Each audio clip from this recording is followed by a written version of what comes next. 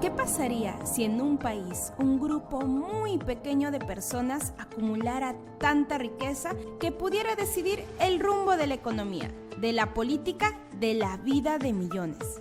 ¿Qué pasaría si esa riqueza fuera fruto en gran parte de privilegios, de leyes hechas a su medida y de prácticas que perpetúan la desigualdad? Ojalá te estuviéramos floreando, pero no. Esta no es una historia inventada, es una realidad que vemos en el Perú y en muchos países del mundo. Una realidad donde la riqueza se concentra en manos de unos pocos, generando una desigualdad tan grande que nos afecta a todas y todos. Y para entender cómo impacta esta desigualdad en la vida de la población, tenemos una herramienta muy útil, la ENADES. La ENADES, o Encuesta Nacional de Percepción de Desigualdades, es como una gran fotografía de la sociedad sobre lo que piensa acerca de la desigualdad, cómo la viven, cómo la ven en su día a día, quiénes creen que influyen en las decisiones políticas del país. Así que, en este episodio de Que no te floreen, vamos a usar la ENADES para hablar de la desigualdad abusiva, de cómo las personas más ricas usan su poder económico para influir en las decisiones políticas y de la necesidad de un Estado más justo para todas y todos. Por todos lados hay mucho bla bla bla y en los discursos disfrazan la verdad. Alerta, despierta, no te dejes florear más. Pongámonos en contexto. Seguro que alguna vez has escuchado o has pensado qué injusto es que unos cuantos tengan tanto a costa de la mayoría.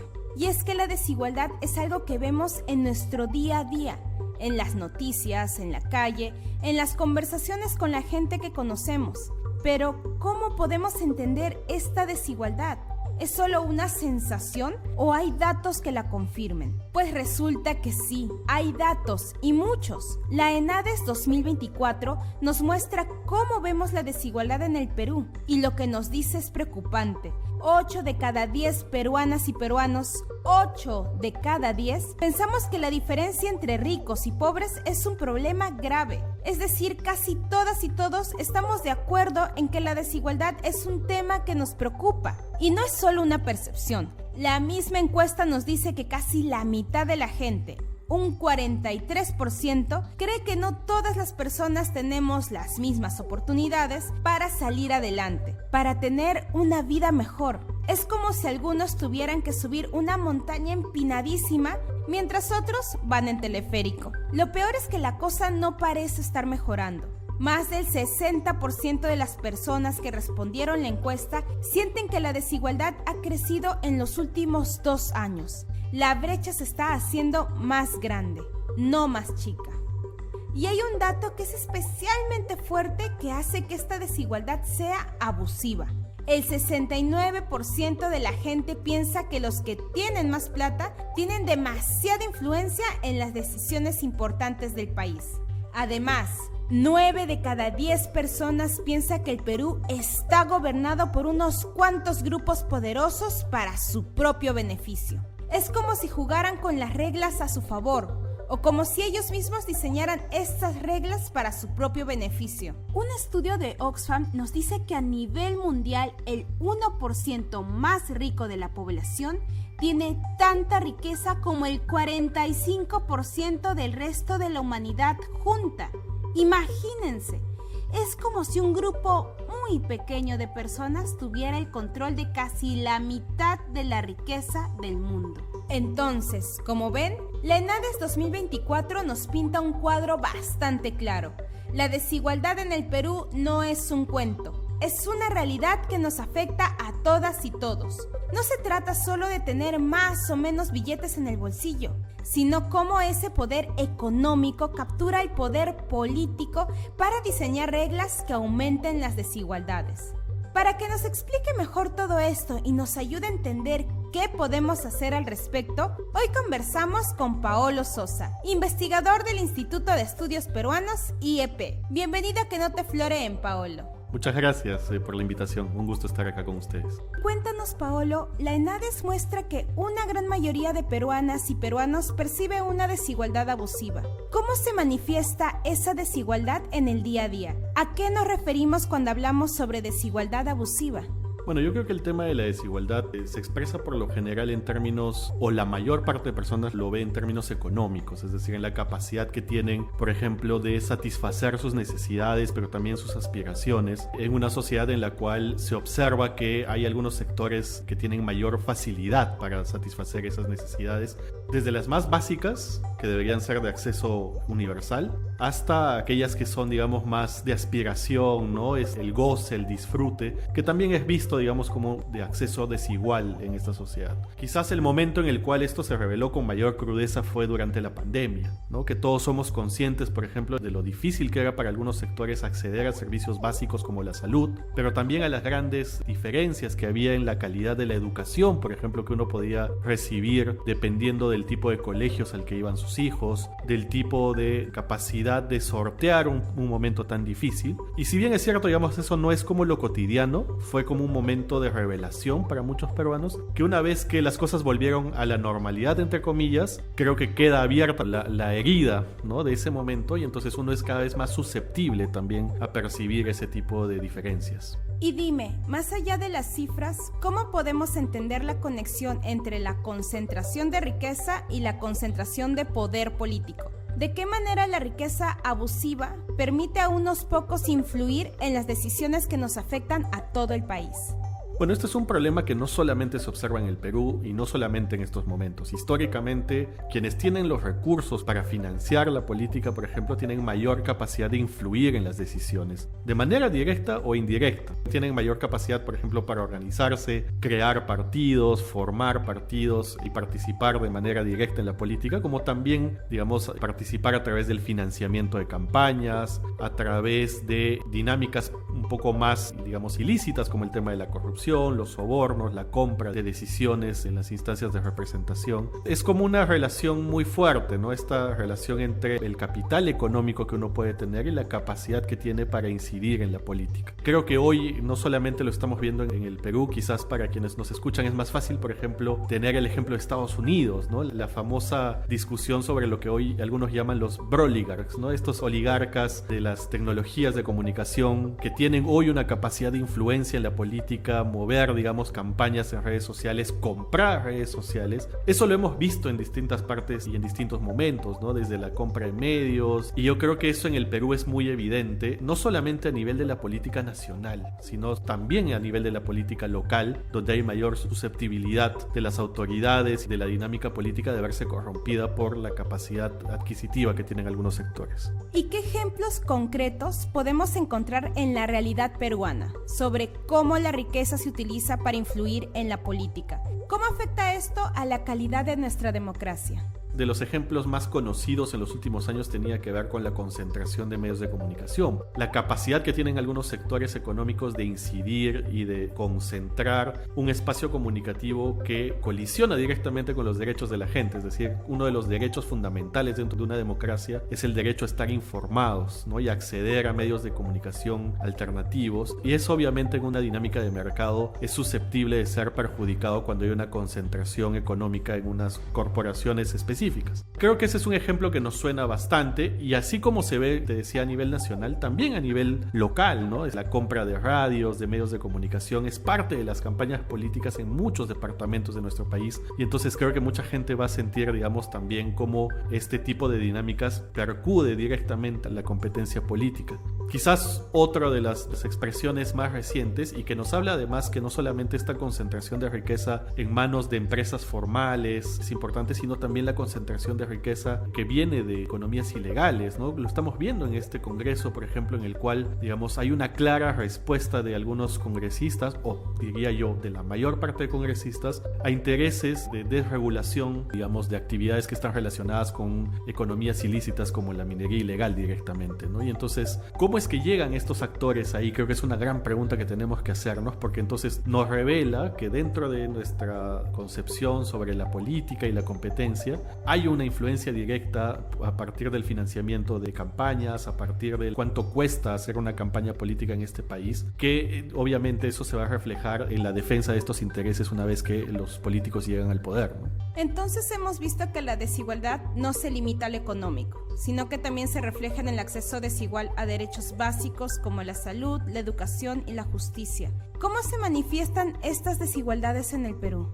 Lo primero es, digamos, una expresión indirecta, que es que en la mayor parte de países el pedir mejora de servicios básicos y elementales como el tema de la educación y la salud depende de alguna manera de que los sectores más pudientes se beneficien de esos sectores. En una sociedad desigual en la cual, digamos, estos sectores acceden a estos servicios por parte del mercado, obviamente la salud pública queda descuidada y son los ciudadanos con menor capacidad de incidencia, los ciudadanos que tienen menor capacidad para financiar campañas, como decíamos antes, que solamente, digamos, van a ser ellos los que van a estar interesados por estas reformas, por estas mejoras, y obviamente en una capacidad mucho menor de incidir en la política. Yo creo que esa es un poco la relación que existe de manera, digamos, indirecta.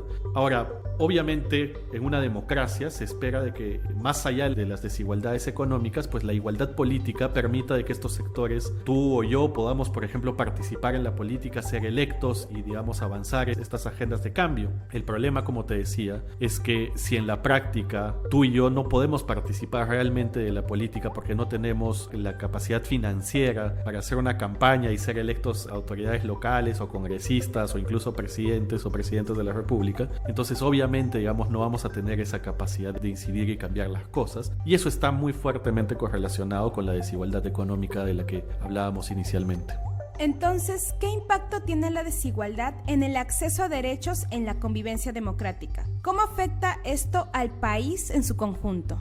Mira, ahora tenemos una dinámica no democrática. Varias de las instituciones internacionales que evalúan la calidad de los sistemas políticos consideran que Perú ha dejado de ser un régimen democrático para convertirse en un régimen híbrido o en una tendencia, digamos, hacia algo diferente de la democracia. Entonces, hoy es muy evidente, como te decía, observar este tipo de problemas que trae la desigualdad. Sin embargo, permítanme volver algunos años atrás, ¿no? En los mejores momentos de la democracia peruana después del 2001, aquellos momentos que a veces añoramos, ¿no? Y decimos, bueno, con nostalgia miramos el 2001 en adelante y decimos, bueno, hoy estamos peor que en ese momento. Y sin embargo, cuando uno analiza, por ejemplo, estas dinámicas a las que hablábamos antes, esta desigualdad, era un problema muy fuerte. Yo creo que la democracia peruana en el papel era muy fuerte. Constitucionalmente existían las garantías, los derechos, existía el equilibrio de poderes que hoy lamentablemente se ha corrompido. Y sin embargo, en la práctica existían estas desigualdades que hacían que, más allá de la capacidad de votar,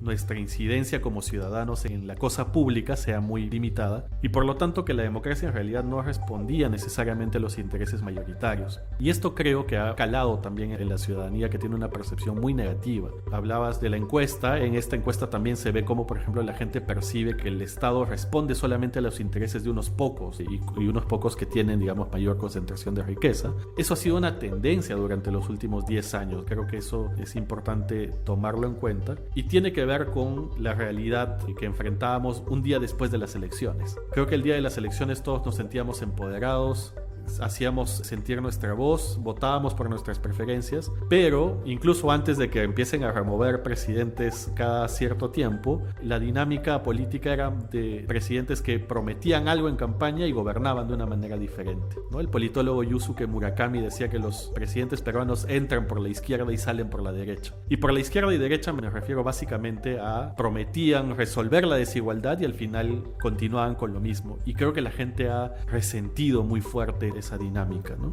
Y ante este panorama de desigualdad y concentración de poder, ¿qué papel debe jugar el Estado?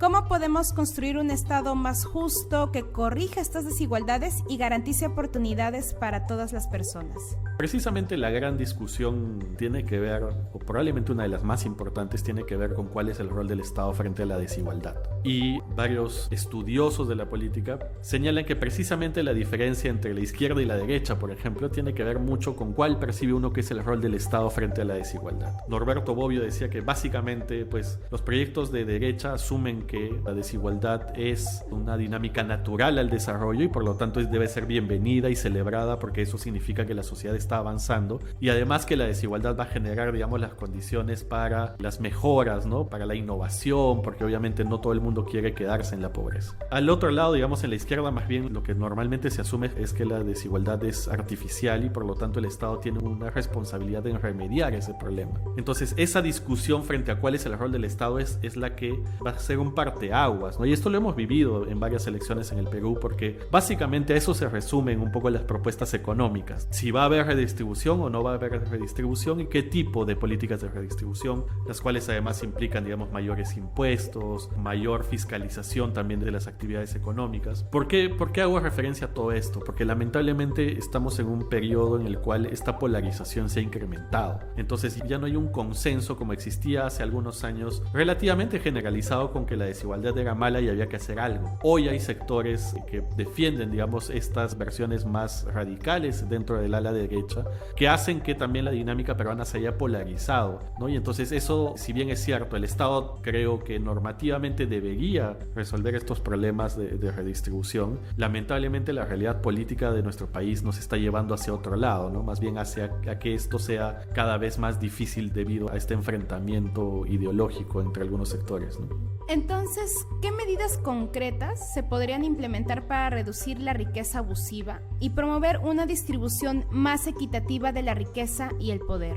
Bueno, existen medidas que están orientadas al tema de la recaudación tributaria, ¿no? Entonces, las reformas tributarias creo que son importantes. Obviamente, digamos, cobrar mayores impuestos a los sectores que se están beneficiando más, que creo que en los últimos años hemos tenido estas discusiones, más bien con beneficios tributarios, con incluso deudas que no son cumplidas entre algunos sectores que se han beneficiado en los últimos años y que se siguen beneficiando por las dinámicas económicas que existen en el país. Pero creo que también existe, digamos, un gran reto de formalización. Hay mucho que pierde el Estado en términos de impuestos, que se va por el tema de la informalidad, por el tema de la ilegalidad también en algunos casos, pero que si el Estado tuviera la capacidad de recaudar esa tributación, tendría una mayor capacidad probablemente de redistribución una vez que solucionemos estos problemas, estas discusiones políticas sobre cuál es el papel del Estado. Pero el Estado primero debe tener los recursos para hacerlo, ¿no? Creo que eso es importante. Obviamente no solamente la redistribución se debe materializar en programas sociales, sino también, y nuevamente volviendo a la referencia que hacíamos a la pandemia, pues hay una discusión ahí de fondo sobre el papel del Estado en la inversión del gasto público, ¿no? Creo que lo que expuso la pandemia, el nivel de retraso que tiene el país en términos de inversión pública en salud, educación, es una agenda que debería comprometernos a todos, que no puede volver a pasar que lleguemos a un escenario de emergencia y que volvamos a estar en la cola en términos de número de camas, número de profesionales, digamos en términos de infraestructura, pero también de logística para responder a estos problemas. Y yo creo que lamentablemente, digamos, todas estas cosas relacionadas a la desigualdad económica también están muy condicionadas por el tema de la desigualdad política a la que hacíamos referencia, porque obviamente están relacionadas una con otra y se refuerzan, ¿no? Y entonces en ese sentido también creo que es importante la reflexión sobre cómo hacemos este sistema que se rompió más democrático que el anterior. Yo creo que lamentablemente hoy en día tenemos un discurso entre algunos sectores que busca la restauración, ¿no? de esta democracia.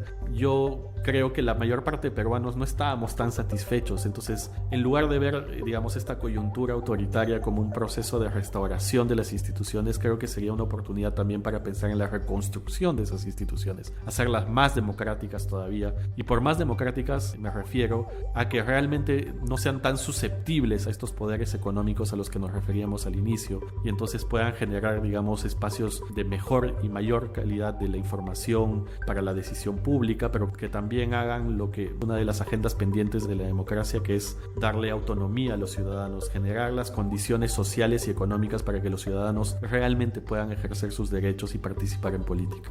Gracias por toda la información que nos estás compartiendo, Paolo.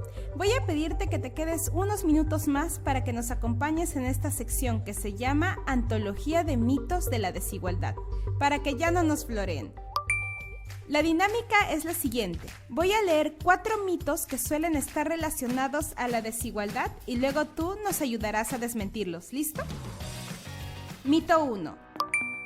Los ricos son ricos porque se lo merecen, porque se han esforzado más que los demás. Bueno, yo creo que esa es una expresión que se ha convertido hasta en un meme, ¿no? Obviamente es una afirmación falsa, porque existe toda la evidencia que sostiene que hay una acumulación intergeneracional de la riqueza que ha llegado a situaciones insostenibles. Probablemente el trabajo de Piketty, por ejemplo, en ese sentido es muy, muy importante para desmentir esa mitología, ¿no? Mito 2. La riqueza de los más ricos beneficia a todos porque genera empleo y crecimiento económico. El argumento del chorreo, ¿no? De que, bueno, si a unos nos va bien, en realidad la economía se aceita, se mueve y nos va a llegar a todos en algún momento. Si bien es cierto, es verdad de que la economía se dinamiza cuando hay, estos espacios de crecimiento y de beneficio en algunos sectores, esta acumulación abusiva, como ustedes decían, en algunos sectores, pues hace que en realidad lo que llega o lo que se dinamiza en la economía no sea suficiente como para romper brechas o para romper esta acumulación intergeneracional de riqueza a la que hacíamos referencia, y entonces en realidad es más probable de que observemos que después de un ciclo de crecimiento económico existan nuevas brechas y se hayan ampliado otras. Creo que sin una acción para corregir esa desigualdad, una acción explícitamente destinada a corregir esa desigualdad, normalmente por parte del Estado, no va a haber, un avance, ¿no? Mito 3. El Estado no debe intervenir en la economía porque el mercado se regula solo y es la mejor manera de generar riqueza. Yo creo que este mito está relacionado a dos ideas, ¿no? Una tiene que ver con la intervención del Estado dentro del mercado como empresas. Creo que efectivamente, hay algunas muy malas experiencias en ese sentido. Sin embargo, no hay experiencia de desarrollo sostenible en la historia de la humanidad que no haya venido acompañada de un rol activo del Estado en la promoción de la industrialización, en la promoción de la profesionalización de estos sectores, que no haya venido acompañado de subsidios, que no haya venido acompañado de programas educativos que generen, el capital social para hacer sostenible el desarrollo. Yo regresaría a esa idea. En realidad, empíricamente, esa es una afirmación falsa, ¿no? Mito 4. La desigualdad solo afecta a las personas pobres y no tiene consecuencias para el resto de la sociedad. Bueno, yo creo que hoy en día estamos viendo los límites de esa mitología, ¿no? Que está además un poco amparada en esta idea de las cuerdas separadas. No sé si se acuerdan, esta idea de que la economía va por un lado y la política va por otro, y no importa cuán mal nos vaya en la política, si económicamente estamos bien, o algunos sectores están bien, no va a pasar nada. Hoy estamos viendo cómo la desigualdad tiene un impacto en el deterioro de la política, y eso a su vez tiene un impacto en la sociedad en su conjunto. Yo creo que parte, de los dramáticos sucesos relacionados a la criminalidad, al incremento, de actividades ilegales en el país en los últimos años, está muy relacionado con estas dinámicas que reflexionábamos en la sección anterior. Y entonces es una prueba de que en realidad la desigualdad no solamente afecta a los más pobres, sino nos afecta a todos como sociedad, ¿no? Muchas gracias por acompañarnos en este capítulo, Paolo. No, muchísimas gracias a ustedes por la invitación y un gusto haber participado de esta dinámica. Después de escuchar estos datos de la ENADES 2024, queda claro que la desigualdad en el Perú es un tema que no podemos ignorar. No es una película, no es un cuento, es una realidad que nos afecta a todas y todos, de una u otra forma. Y aunque a veces parezca que la situación es muy difícil, que las cosas no van a cambiar, la verdad es que sí podemos hacer algo. Como hemos visto, la gran mayoría de peruanas y peruanos reconoce que la desigualdad es un problema grave, y esa conciencia es el primer paso para transformarla. Informarnos, hablar de estos temas, exigir un Estado justo que tome medidas para equilibrar la balanza, apoyar a las organizaciones que trabajan por la igualdad. Cada pequeña acción cuenta. Porque un Perú más justo, donde todas las personas tengamos las mismas oportunidades, no es un sueño imposible, es una meta que podemos alcanzar en conjunto. Esto fue Que no te floreen, un podcast alternativo producido por Oxfam para derribar los mitos sobre la desigualdad. Si te gustó el programa, no dejes de compartirlo con tus colegas del trabajo, amigues, compas y familiares. Nos vemos en el siguiente episodio. Por todos lados hay mucho bla bla bla, y en los discursos disfrazan la verdad. Alerta, despierta, no te dejes florear.